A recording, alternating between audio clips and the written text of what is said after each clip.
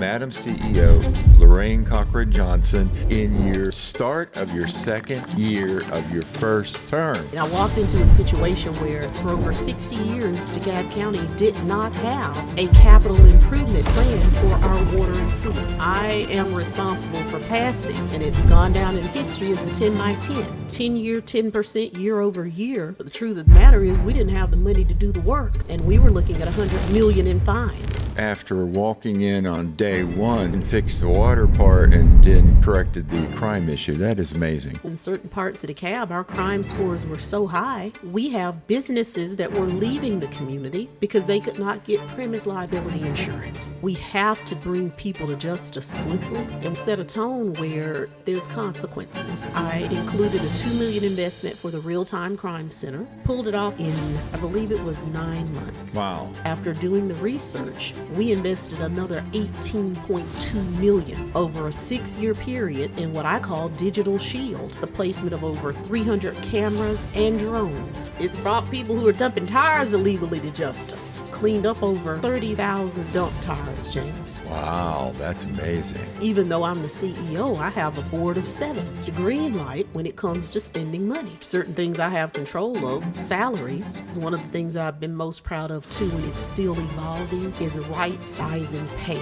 Our minimum wage in DeKalb County has gone to $19 an hour. I refuse to have the working poor. Another huge initiative you did last year, the formation of the Arts Council, Arts DeKalb. That was huge. I truly believe DeKalb County is the best county in the state of Georgia. It's people who make it possible.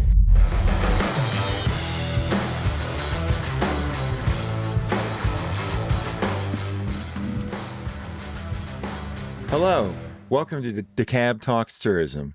Today is very special. I say that a lot of times, but this is really special for me. We have Madam CEO Lorraine Cochran Johnson in your start of your second year of your first term. Welcome. Thank you. When you say start of the second year of my first term, it feels like I've been here forever. Well, you kind of have, because you were a commissioner for how long? 5 years, I believe 6 months and 10 days, and I didn't count them. Well, you did so much when you were a commissioner, and now as CEO, it's just been a whirlwind of fun and changes and improvements to the county. Oh, yeah. It's an honor to be able to move us forward.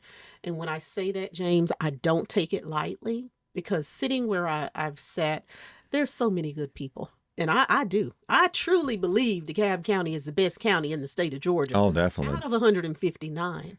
And we were just, honestly, my time and my presence comes when we were at what I call a crossroad. And there needed to be direction. And I'm excited to be able to give us that direction, and looking forward to what 4 years looks like and 8. I'll tell you, yes, because you're definitely going to be a 2-term. So talking about your looking forward to the first 4 years, tell us about some of the big successes, and you've had a lot in your first year. Wow. Honestly, we were recently preparing a book, because it doesn't matter what you do if people don't know. True. Of all of our work. And it was honestly overwhelming. We had written in 1 year over 300 press releases. That's just how much we've had. Oh, wow. And that was unprecedented. Right now, I won't call other jurisdictions, but we're outpacing other larger jurisdictions. And just for the record, DeKalb County is the 4th largest county in the state. When we talk about successes, so much has happened. I mean, I walked into a situation where immediately I am responsible for passing what was absolutely necessary, and it's gone down in history as the 10 by 10. 10-year, 10% year over year, because we're in the middle of still a consent decree. For over 60 years, DeKalb County did not have a capital improvement plan for our water and sewer. And that's amazing. It is. And when you think about 60 years of growth, from around 1971 to now, and absolutely no plan for infrastructure. So in 2011, we were held in violation of the Clean Water Act because of our sanitary sewer overflow. because those are environmental health hazards. So I want to be very clear when I say there are some things for which, James, you don't have an option. It requires action. Definitely. And I will say that, as a DeKalb resident, myself and you, we understand our water rates are extremely low. And when I looked at the national, the regional, as well as the metro area, we had simply not increased our water rates in a way that allowed us to have the revenue to do ongoing maintenance. So that amounts to a $4.38 billion investment. Wow. So now it's easy to say that, well, certain things are a matter of environmental justice, but the truth of the matter is we didn't have the money to do the work. And we were looking at 100 million in fines. So happy to have that behind us, because it is totally changing our position, because we remain in federal court with EPA, EPD, and the Department of Justice.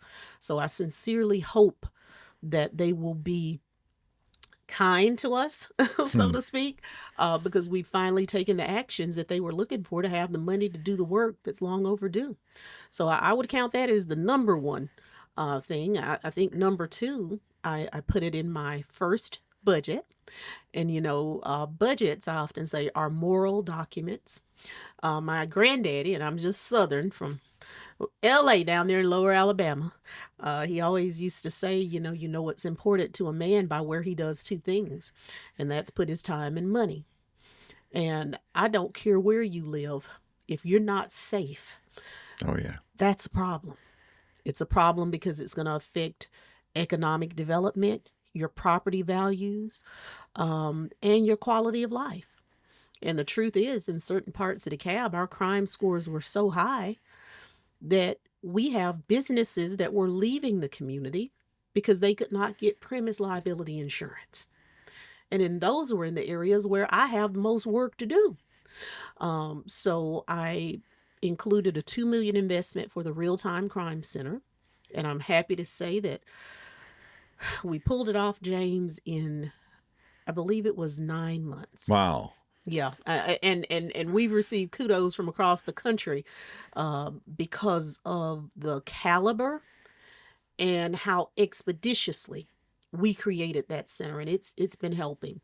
But you created that center after walking in on day one, having to deal with the water issue, then fixed the water part, and then corrected the crime issue. That is amazing. Well, let me say crime is one of those things where I laugh and say I can't legislate morality and decency. True. If laws prevented crimes, we wouldn't have any. But what we have to do is bring people to justice swiftly. And we have to set a tone where people understand that there's consequences. I will say, as a DeKalb County resident, after, taking the deep dive, that it was time that we get tough with people, because crime has patterns. When we sit down, you create a heat map, you see exactly where your pockets are. So we had to concentrate, and, it started with 2 million. And as I continued to ask questions, they seemed to be moving slow in one area. I said, hey, where's my cameras? They said, well, this is for the center. We need an investment in cameras. And I want to thank the DeKalb County Board of Commissioners, because after doing the research, we invested another $18.2 million. Wow. Over a 6-year period in what I call Digital Shield. And that's the placement of over 300 cameras and drones strategically. Because, with increased traffic, often it can be hard for an officer to get to a location. But my intent is for DeKalb to not have what I call blind spots. We put drones and cameras where needed so we can monitor in real time. So as soon as you hear that something's happened, we're on you. And then we deploy a drone that can follow you. So that's pretty cool. It's cool. It's brought people who are dumping tires illegally to justice. And that's important. We have cleaned up over 30,000 dump tires, James. I know some of our hotels in the past had a lot of those issues. Oh I'm yeah. glad that's all getting cleaned up. Yeah, it definitely takes time. And it was funny, you just said you did this and you did that. The one thing that I've learned is you have to be able to walk and chew gum at the same time. We wouldn't get anywhere because time moves quickly and government is a slow moving vehicle. Yeah. Okay. There's certain things I have control of, which includes salaries. I will say this, and this is actually, we're announcing it today in a press conference. Hmm. That is one of the things that I've been most proud of too, and it's still evolving, is right sizing pay I across like that DeKalb. right sizing pay. I'm right sizing it. And today we're announcing that our minimum wage in DeKalb County has gone to $19 an hour. Wow, that's amazing. That, James, is necessary. Definitely, You know, definitely. I refuse on my watch to have the working poor, and especially people who do a job that's so important to the county. I have people who worked in our watershed, who works with our water and sewer. And I will not have people work and trudge through sludge all day and pay them less than they're worth. Yeah. Not doing it. Does that translate to private businesses or just the county? I can only control the county. Can't control the state, but we'll have that press conference today, and I will be asking other jurisdictions to do what we've done. I have found, coming in here, and we didn't talk about this, but in 4 years before I came, we had lost 385 police officers. I remember that. We were at a critical level. We had men and women who put themselves in harm's way, showing up and taking action alone on level 1 calls. Wow. And that's not right. No. So I also reallocated, or my word, reimagined policing. And we had paid, prior to my arrival, triple overtime for 3 years. So you had officers who were working around the clock to earn a decent salary.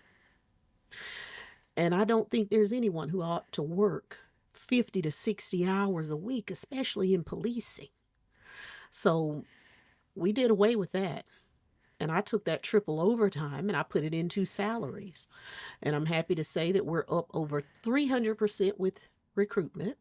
DeKalb now has the largest classes in over a decade. Wow, that's impressive, and we needed it. It's such a blessing. And we're getting back officers who had left that are coming home. And you are seeing more police out there. And that's important. Yeah, the visibility is some of the, I would assume, some of the key pieces. Oh, yeah. Visibility. No one wants to be on the wrong side of a watchful eye. Right. The technology helps tremendously. And we're solving crimes now within 24 to 48 hours. And we are seeing the pattern, the window just narrow down. So don't bring your crime to the cab. That's the moral of my story. I like that story. Don't come here with crime. I really like that. Yeah, it's jovial, but I truly mean it. The street racing is something else that, it almost feels like, unfortunately, James, we're in an America where it's almost us against them. Good folks against the lawless. And for everyone that slips through the crack with that street racing, because we've done a lot to infiltrate them, and I won't go into all that. But for every one you see, we've prevented 3. So that's impressive, and I don't think citizens know that. They don't, but they remember that one, because Right. I have had that experience, and it's so personal, it's so intrusive that it's infuriating. That I can't go through this intersection because they're up there doing donuts in the middle of the street. But we recently, just last week, infiltrated what was supposed to happen on Glenwood Road. And also, another method we're using now are what we call safety checkpoints.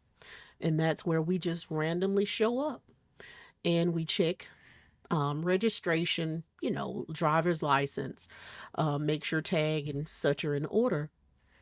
So, because we knew that they were planning a street takeover, we showed up and we took over.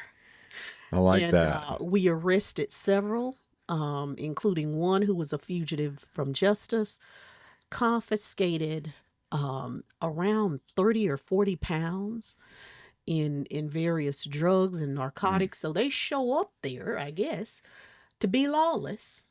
Several guns came off the street, including one that I believe had been involved in a previous crime. Oh, that's good.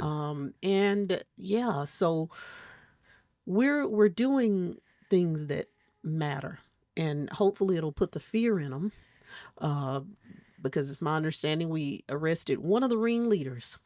Okay. After we got him in custody, we realized, oh, this is the organizer, and you know, I won't go any further than that, but we're trying our hardest to make sure we do good and we get people who shouldn't be on the street off. Well, that's definitely a good start of your legacy already, and only in the first year, you know. Well, there's a lot. We opened DeKalb County's first unhoused / homeless shelter.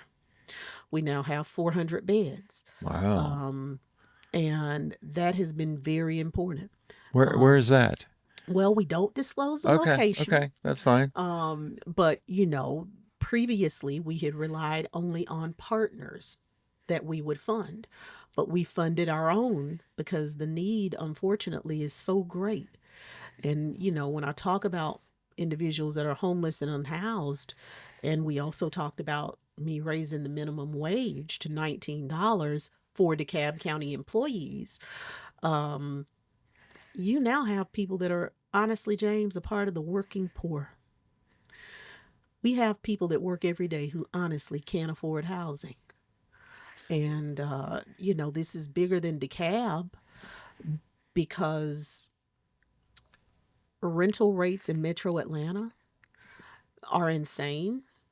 In many instances, people pay more for rent than they would if they owned pre-pandemic. We noticed that a few years ago with some of our friends. Yeah, it's absolutely unbelievable. And before I resigned to run for CEO, I believe that was in 2022, I had a study done by Ernst & Young that looked at housing because I was trying to wrap my mind even back then around a plan for what I saw. And James, that study showed that if you live in Metro Atlanta and you earn minimum wage, which I believe is around $7.25, that you would need to work 140 hours a week to afford a 2-bedroom, 2-bath apartment. That's not realistic. Not at all. I mean, because the prices have definitely jumped since COVID. Mm-hmm. But the prices, not just for their housing, is just food. Right. The essentials that you need to survive is just all gone up so high. They have. And, a working person, we have a problem in society. And I want to call out our federal level. And I say that because when there is, for some people, more of an incentive to be a part of the system than to be independent. Yes. And when we're not creating institutions, and I want to say this very loud and clear, because I want to make America great. But some of the methods that I'm seeing is not what we do. One of the things we don't talk about enough, the state of Georgia has 18 free trades for any student with a high school diploma. I often walk the streets around this building and wherever I go, and when I see young people, whether I'm going through the supermarket line, I say, so what are you doing, young person? And, it always disturbs me when they say, well, I don't know, or I'm trying to figure it out. And I'll say to them, well, You know, it's not an option not to be productive. You've got to pay for yourself, and inflation's real. Are you aware there's 18 free trades in the state of Georgia? Because you do have a Georgia diploma, and they don't know. That's the problem. So I recently donated $250,000, and come this fall, you'll see billboards going up and all to DeKalb County schools. And we're calling it the No Child Left Behind, Okay. an anti-violence campaign. So one thing that we don't talk about too is violence is closely linked to economics, and so is crime. True.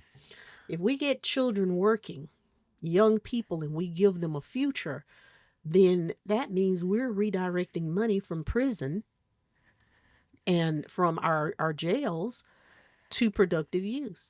So with this, every high school junior must sign a declaration of intent. You know, we've seen these athletes for years, their signing day. Right. Correct. Well, every child needs a signing day. And then it's the counselor's responsibility to hold the child accountable. And if there's a change in your plans, then you need a new declaration of intent. We need to sit and talk about it. So that's interesting. I hadn't heard anything about this. Oh, well, you'll hear about it a little later down the road. But we've worked out all the details, and I want to say thank you to Dr. Sauce, as well as the entire Board of Education. I will always be a learner at heart. Yes. I was 30 years old before I was out of school. I just kept getting degrees. I liked it Well, so I'm much. almost 62 and I'm still in school. Oh, it doesn't stop, So and sitting here talking to you, James, it reminds me we have to take a conglomerate approach. That means I can't just do one thing. Right, right. This place is like Sim City. Everywhere you look, there's a new fire. And you have to be able to address the underlying cause. So even when it comes to increasing economic development, I've been working real closely with Japan, because we are in the process, and our president has said we want to bring back manufacturing. No qualms there, but the truth of the matter is we're not prepared To do take that. the jobs Right. that we want to bring back. Honestly, we're a decade off from being able to take over what we want. It begins with the educational component. It begins with, right now, most major manufacturing is done outside the United States. Right. We don't have the infrastructure, the technology, the machinery to produce at the level that's required to assume manufacturing. So I've had a lot of conversations, and we're working towards utilizing our local colleges and universities, because DeKalb County is home to 9 colleges. We definitely and have them universities. all over in tech schools. Yes. So we're talking about, what does a curriculum look like? So I will be touring some manufacturing facilities along with individuals to better understand how to position us. Because one thing that DeKalb still has, and I can't wait, I look forward to being an old lady on the porch, just looking back at it all saying, okay, we made this happen. We're still very rich in land. So it's how we develop that infrastructure, Right. how we attract international business, that I'm most looking forward to. Well, we're not on the international realm, but one of the programs I don't think we've had a chance to talk about is the Convention Visitor Bureau has now started a Trailblazer program. And it goes and gets juniors to recruit for their senior year. And it's a year-long process where we're training these kids for tourism, hospitality, culinary, special events. We put them in the workforce while they're in their year. And then when they're out of high school, we're either setting them up for a job or trade school or the 4-year program. So we put and just established this program starting this fall with this first class. That's great. And let me say, I think you already know, you and I'll use the word buddies, became buddies Yeah, a while back. I'd say probably by the second year or third of my five right. years, Definitely. because I saw a need, which still exists in DeKalb, for a convention facility. And, there's some things we still can't talk about, Right, right. but I look forward to right sizing that void. There's no reason that DeKalb County should not have some form of major convention center or multi-purpose facility, because it's time. When you We're commissioned a study to show why we need it and what size we need. Oh, absolutely. And we're far closer, but I can't wait until the day that we are able to cross the threshold and announce to the people, because it almost feels like being a fairy. You have to touch so many people, and I can say, well, James, you have what you need. Run with it. Change the cab. Yes. It will change it will change Discover DeKalb. And I'm looking forward to that, because we deserve it. We shouldn't have to send our children outside the county for graduations, and we can't Yeah. attract large events that would help our economy tremendously, our small businesses. We deserve it. Oh, definitely. We do. The only major metro area without a convention center. We are. And it's sort of funny, because I often say women are like cats. We've lived a few lives. I'm not sure which one I'm on. I think I'm on about the fourth.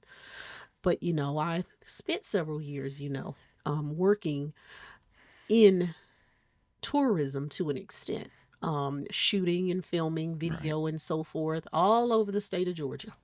Um, I think it was a total of 80 videos for destinations and attractions when they started the Welcome Center video program. I was the person who was charged with shooting those videos in a previous life prior to the government life. And I know the value of tourism. Honestly, is that not our second largest revenue Yes. generator? It's second only to film. And our film industry has been struggling. Yes. So I can easily see, with proper planning, tourism becoming number one. So we have to put great attention there. Whether it's the creation of vineyards, of which I'm very proud to say that we have the Arabia Mountain Vineyard, and it's beautiful, and I commend those folks for having the vision. But anything that I can do in tourism, I'm there Well, for. the other part of the vineyard I just learned about is it's actually got a yoga health wellness side Oh, to the wow. vineyard. So you're into agritourism and into medical tourism all at the same time. Mm. And that's something. But another huge initiative you did last year was the formation of the Arts Council, Arts DeKalb. Completely forgot. Oh, that was huge. I Oh mean, my God. got to I didn't really know how commend you huge for it doing was. that. Um, James, have I ever given you my book? I don't think I I have. don't think so. I know I've heard Yeah, about it, but I don't think I've yeah. ever received it. But for me, while other folks, when I hadn't even entered the race back then, while they were raising money, I was writing a book, because I wanted to create what I called a manifesto.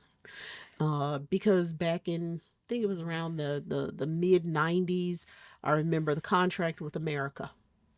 And for the first time, it caused a clean sweep by the Republican Party, because they literally said what they were going to do.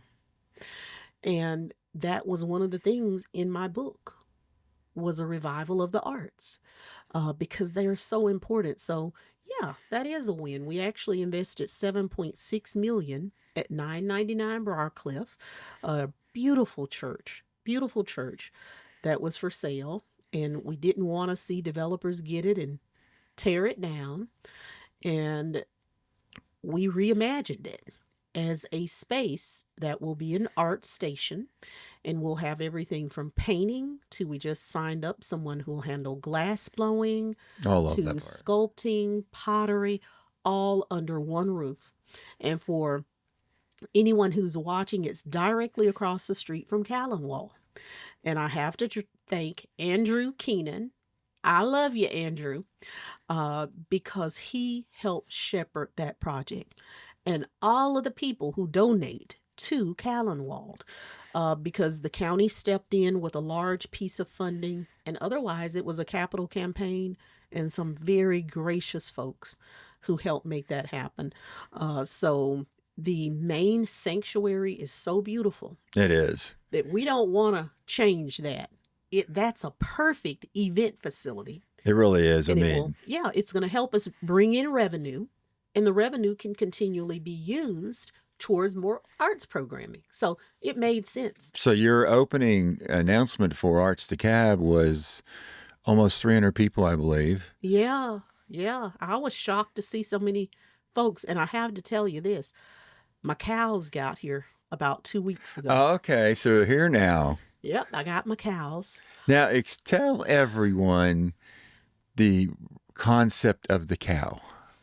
Yeah, I guess they don't know that. Well, I was looking for something that unified us. And also, I like to leave little pieces of me with people. And, of course, we'd already signed the contract, we'd already bought the building. But as we were announcing arts, I thought of the Wall Street Bull. Yep. And how, if you go to New York and you're walking up and down Wall Street and in and out of buildings, you may see the bull on the front lawn, you may see the bull in the lobby, the bull's everywhere. And I wanted to create something for DeKalb of that nature. And we looked through history, and if you didn't, I'm telling you, DeKalb started as a darn dairy farm. Yep. Just dairy, cows. And we decided, and also I laugh about deer because they're still in my backyard. Oh, But, yeah. we decided to order heifers and bulls. And all 12 counties, all 12 cities, as well as the county, will receive one. You will commission your artist to decorate it. Come up with your own theme and what the visuals look like, and then you can place it anywhere you want. And when you go to our county website, where our 12 cities are listed, we will have all of the bulls. And I'd love to make it like a tourist thing where people will go to take photos with their cow. Well, and the thing about these cows is they're full size cows. They're not like miniatures. Oh, no. I mean, you had on the stage the opening of Arts DeKalb and unveiled a full size. That was a milk cow, full size cow. Yeah. Yeah. And actually, that was the cow. The bulls are bigger. Oh, okay. That would make sense. So I was so happy to see my cows come in, and I'm anxious to see the bull now. yeah. So tell them that the cows are here, and now we're just trying to figure out where we're gonna give the cows and make a big deal out of delivering them. Is what I want to do. But just so many things to be excited about. But arts for me was personal.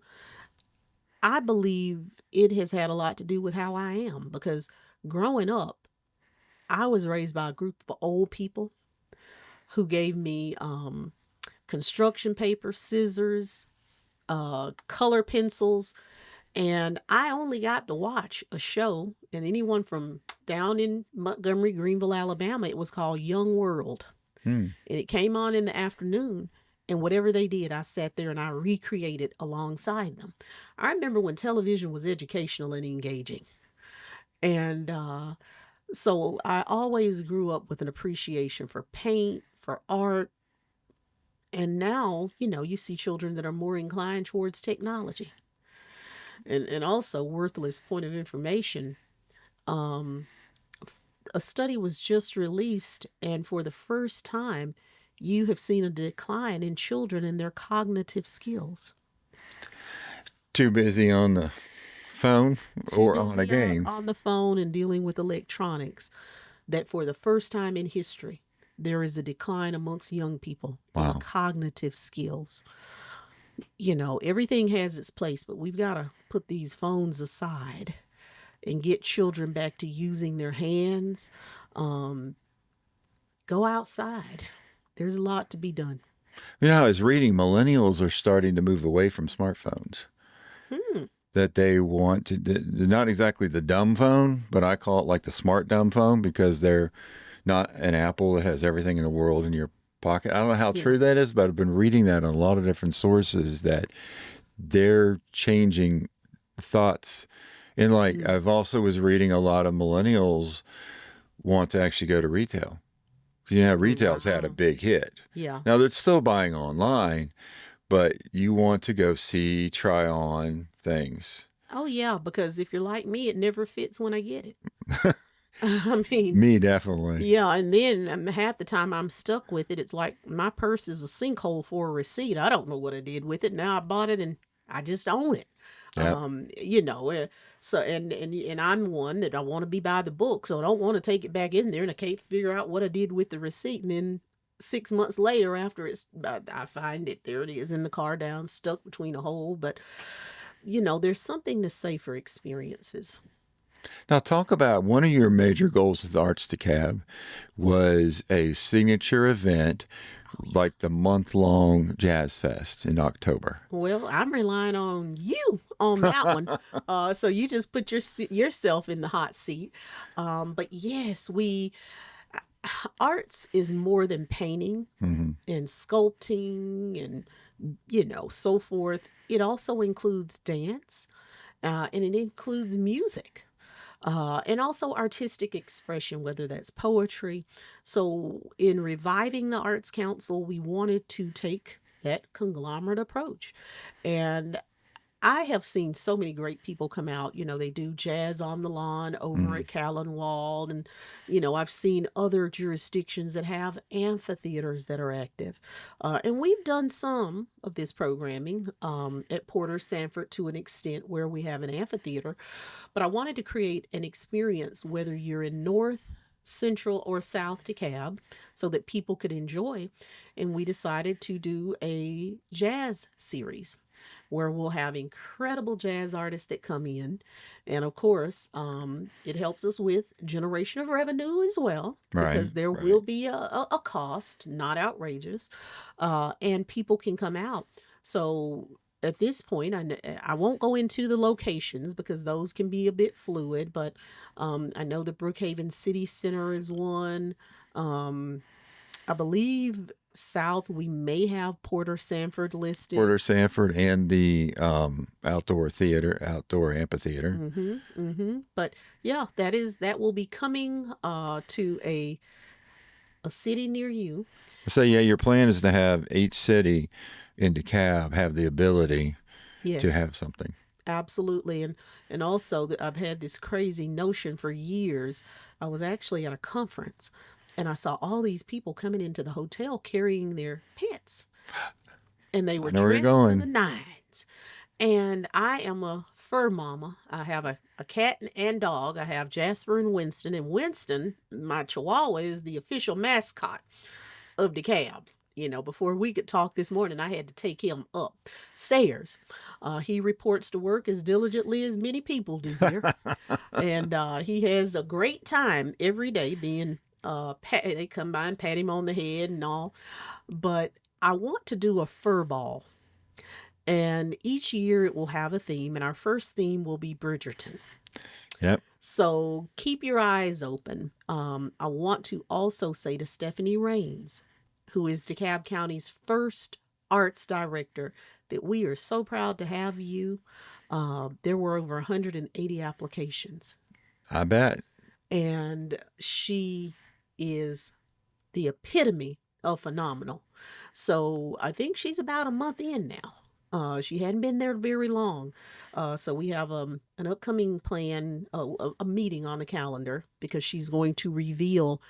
I wanted an entire calendar and I wanted her to be in control of it. So also we're getting ready to do our tours across the county, Right. because I want to hear from you. It's very important that we hear from you, that we share with you our ideas, that we get a green light, on plans. And just engage with the community, because honestly, I had no idea that the whole revival of the Arts Council would be such a huge thing. I just thought it was something I wanted, because of my understanding, but so happy to see people excited. And I know one of the other areas in arts that I know probably I wouldn't have thought about, Hmm. but one of your big pieces is getting into the clothing, the fashion look, and Oh, even a yeah. special ball. Oh, yeah. Fashion and art collide, you know. And we have some amazing designers that are here in Metro Atlanta and in DeKalb. I invited out one in particular, and she specializes in using like a burlap fabric. Mm, But do you know, James, those pieces she brought out started at $15,000? wow. Everyone from Camille Cosby to Jada Pinkett Smith, these are all her clients. Um, I became aware of her because I do support art in other jurisdictions. I went to an event that was hosted by Fulton County. It's called Faces. And Faces, and actually, DeKalb County's former arts director is there. All of a sudden, I'm drawing a blank on his name. David. David. Can't remember the last name. From But Porter Sanford. yes. Yeah, I know who you're talking about. I can't think of his name either. Yeah. But yeah, David is now in charge, and he's done a great job up there with them. And she participated in their annual show. And I was blown away by her pieces, so I couldn't wait to rush out to the lobby because they were all set up. And once I understood the price, I thought, this is just made for viewing, you know. But people loved her work. It was a beautiful thing to showcase local artists, and people were so excited because half of it is giving people a platform, Right. and encouraging us to buy local, buy from people. There's nothing better than something that has a story. Well, an art just transforms a community. It transforms a person. It Any does. whether it's music or dance or I love glass blowing. I mean, it just uplifts a whole community. So I Yeah. just definitely want to congratulate you that I mean, besides all the other things that have been phenomenal you're doing, that is something else that the county desperately needed. Oh yeah. And again, it's people who make it possible. A lot of what I do, James, I consider it simply reinvesting in the community. The public safety, I'm not going to yield on. Right. I don't care where you live, you deserve the right to be safe. And that's not a black white issue. It is not a Republican Democrat Right. issue. Um, Crime has no regard for color or socioeconomics. That's a human issue. So I am dedicated. The word I use would be hell bent on doing everything I can to prevent crime, because there's so many things that it hinders. And in some parts of DeKalb more than others, and we didn't talk about economic development, but we're bringing back businesses to corridors that were food deserts, where there had been an exodus. So I want to acknowledge Jacob Vallow. We have the Publix coming to Candler Road. Oh, It's called Candler Crossings, and that was a area where there was a food desert. Jacob also handled the Capitol Stack for 999 Briarcliff. Also, we bought 4380 Memorial Drive, which we feel is important, because we have a strategic effort along Memorial, Candler, and Columbia to revitalize those corridors, because we are seeing shifts in the community. The median household incomes are going up. Um, there is active gentrification in some communities.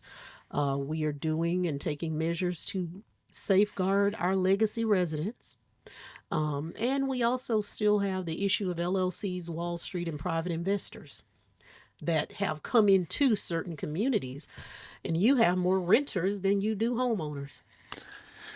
Yeah, and that's sad. Yeah, and that's that. But we do have also DeKalb County's first chief housing officer in my administration, Dr. Alan Ferguson. So the 400 bed homeless unhoused shelter is all his work. Uh, Park 500, first time DeKalb County didn't just give their money over to the housing authority or some agency, but we bought those units, 60 units that we use for rapid rehousing. And we are looking forward to more rapid housing projects. But also, you can keep watch. We're getting ready to tear down some things that should have been gone a long time ago. Oh, nice. And we are going to reprogram it and reimagine it with housing. So a lot of great plans out there, but I do want to really emphasize, James, it takes you, it takes a good team. So I'm thankful to my executive team. I hired people who are the best at what they do. And Yeah. honestly, none of us came from government.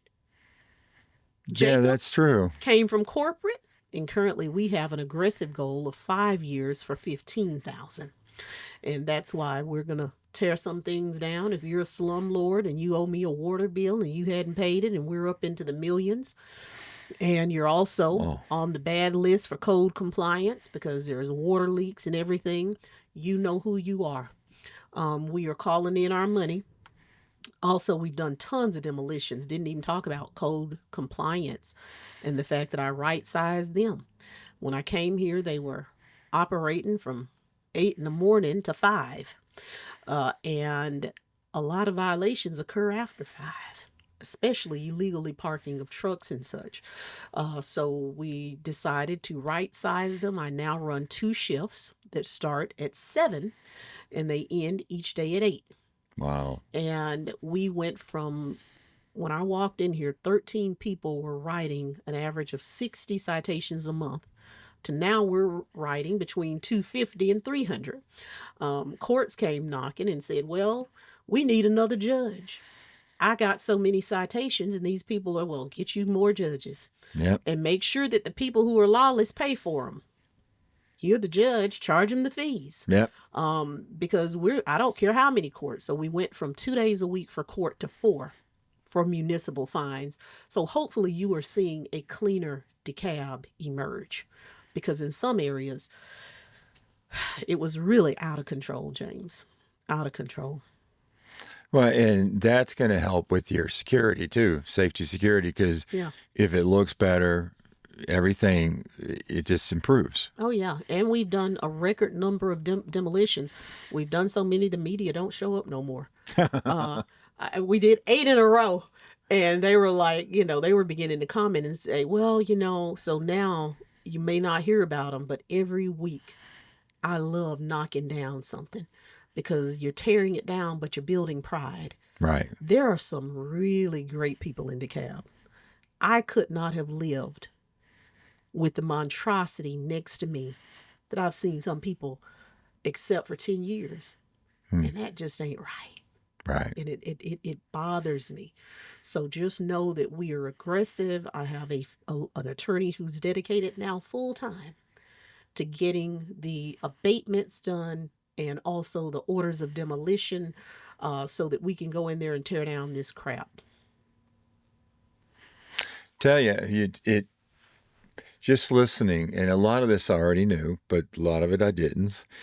And so with all your great successes and with your major plans that are currently already in place, so what is your 2 or 3 biggest goals, let's say, of your first 4-year term?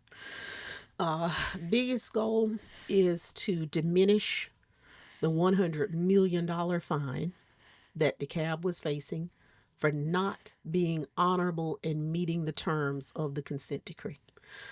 For me, when I understood where we were, it was so disturbing, very disturbing, because $100 million, I also didn't talk about Scott Candler water plant.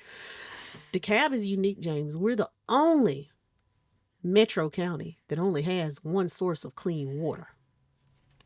Wow, didn't know that. And also, so that you can, I often say it, I want to be equitable with issues. So if I got a problem, I want others I want everyone, including the governing authority and the commissioners, to know I'm not here to be insular. But if that plant were to go down, James, we have 3 hours of water. People would have no water before they knew there was a problem in many instances. I've got to expand our water reserve. So solving that issue is very important to me during this first term, and having a plan, whether that's the purchase of a quarry. We're looking at multiple different options. But all of these options require money. And that's why over time, those graduated rate increases were so important. And I don't think people realize that. No, I didn't. As a resident of DeKalb, I didn't know that. No one said it. No one made it a priority. No one talked about it. Because for politicians, it's easier to concern yourself with what people can see than what they cannot. But because of 60 years, we're now to a point where what you can't see is affecting us as much as what you can.